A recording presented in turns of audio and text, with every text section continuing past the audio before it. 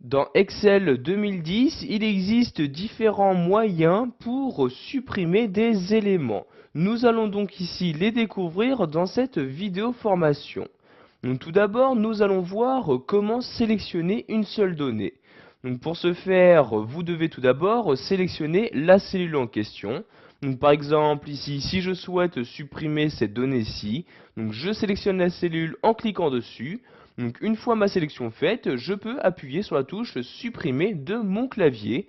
Et comme vous pouvez le voir, donc la donnée se trouvant à l'intérieur a bien été supprimée. Maintenant, nous allons voir qu'il est également possible, de cette même manière, de supprimer une ligne ou encore une colonne dans son intégralité.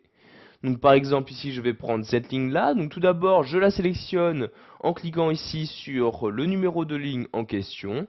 Donc une fois ma sélection faite, je fais ici un clic droit et voyez donc un menu apparaître.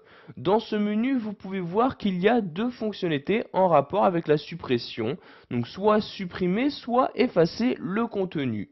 Donc ici, je vais par exemple cliquer sur supprimer comme ceci, et vous avez donc ici la ligne qui a bien disparu.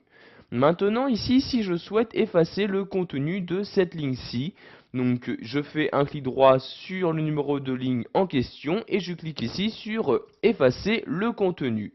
Donc comme vous pouvez le voir, la ligne en question n'a pas disparu, mais il s'agit juste des données se trouvant à l'intérieur qui ont été effacées. En revanche, donc vous voyez ici, si je fais un clic droit sur la ligne numéro 15 et je clique ici sur supprimer, vous pouvez voir que premièrement les données ont bien disparu, mais en même temps que la ligne. En effet, vous n'avez plus ici la ligne qui apparaît donc entre ces deux identifiants. Donc sachez qu'il s'agit exactement des mêmes manipulations pour les colonnes.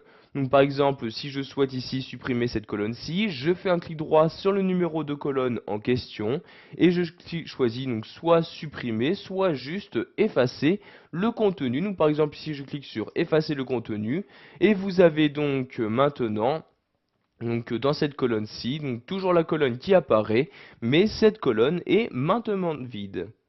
Voilà, vous savez maintenant comment supprimer des éléments dans votre document Excel 2010, qu'il s'agisse d'une seule cellule ou encore d'une ligne ou d'une colonne dans son intégralité.